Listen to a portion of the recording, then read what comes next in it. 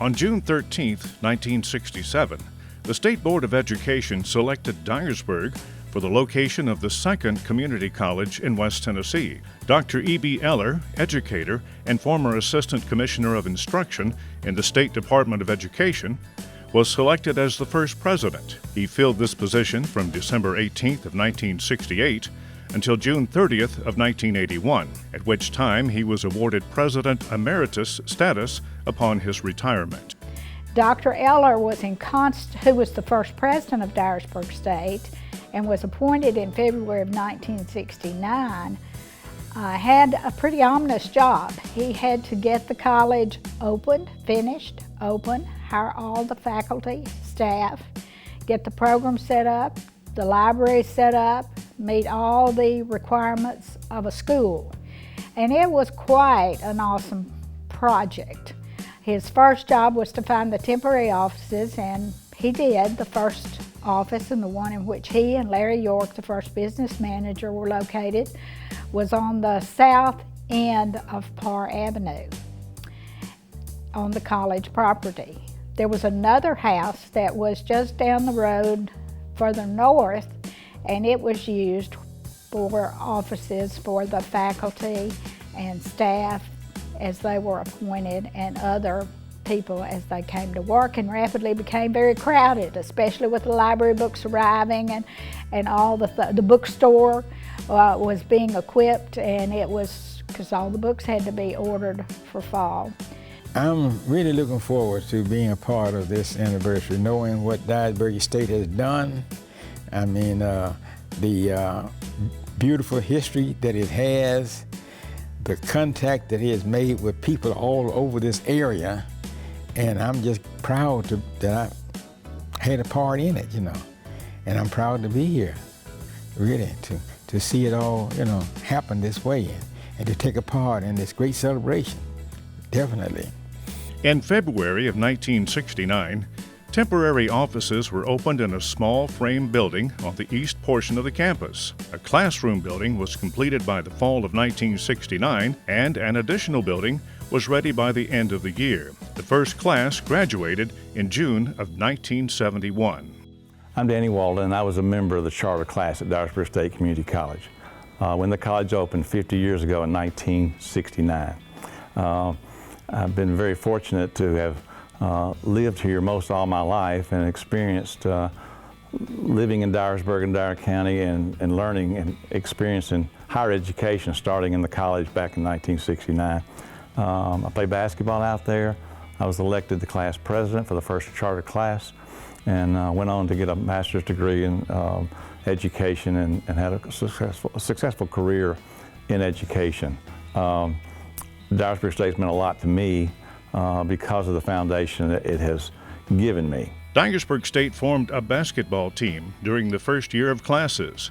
Led by Coach Casey Vinson, the team was known as the Saints from 1969 to 1972. First baseball team was formed in 1973 and was coached by Dennis Pilcher and Roger Shore. Dr. Carl Christian Anderson became the second president in July of 1981. Under the Anderson administration, DSCC enrollment grew by 40%. Improvements were made in instructional technology, computer support, and community involvement. In November of 1984, Dr. Karen Boyer became the third president. Dr. Boyer continued the work of her predecessors to improve the quality of instruction and the service to students and the community. She worked to build partnerships with the college's constituents and began the annual fund campaign in 1985 to raise local dollars to match state funds for Dyersburg State's future direction. The DSCC Foundation was chartered in 1988. The Board of Directors set a goal of raising $5 million by the turn of the century. Contributions and pledges totaled approximately $5.9 million in December of 2000. One thing good about Dyersburg State, you have a smaller student to teacher ratio, and I needed that back then. And not only was I able to play a sport I loved, it gave me the opportunity to get a great education in which I knew long term I wanted to be a CPA. And my teachers here gave me hope and inspiration. not only did it help me while I was here at Dyersburg State, it helped me as I progressed into other schools post Dyersburg State that made a difference. Hello, my name is Tony Parker and I'm the Corrections Commissioner for the state of Tennessee. I grew up in a small town in West Tennessee, and when I think about Dyersburg State Community College, I truly consider it a West Tennessee treasure. I can remember being 28 years old working at a correctional facility in West Tennessee, and no one in my family ever went to college.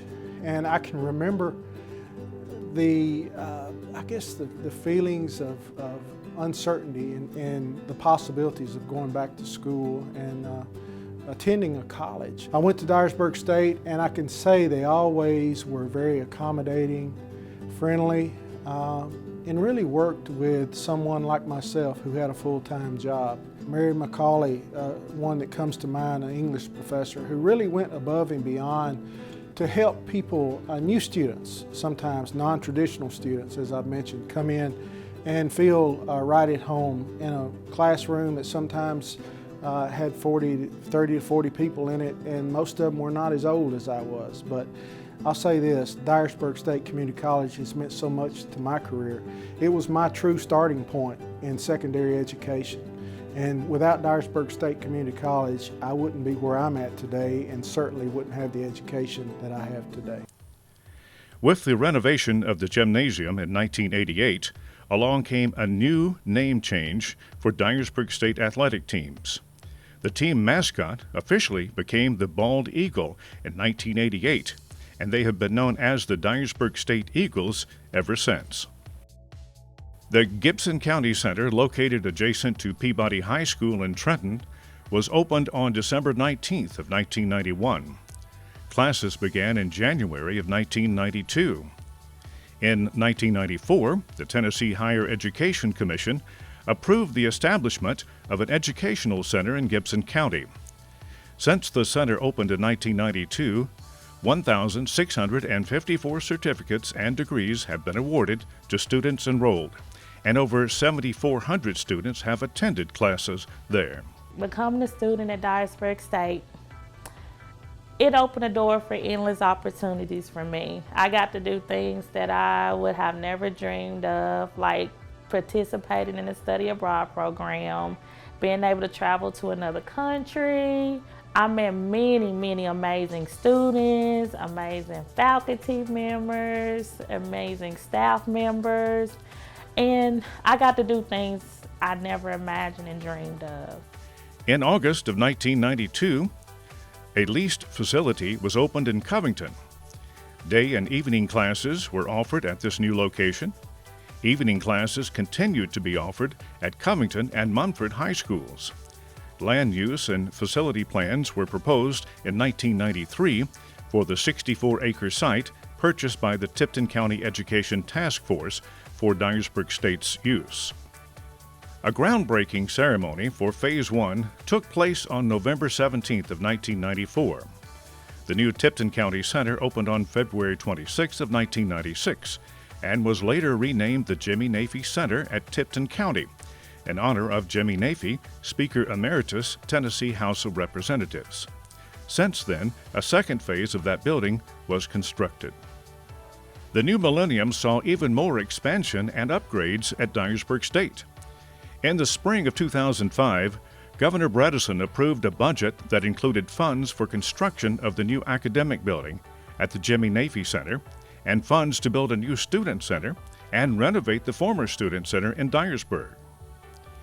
In 2013, a new state-of-the-art learning resource center, student center, and Tipton County Public Library was constructed at the Jimmy Nafee Center, with the grand opening held in late September of 2014.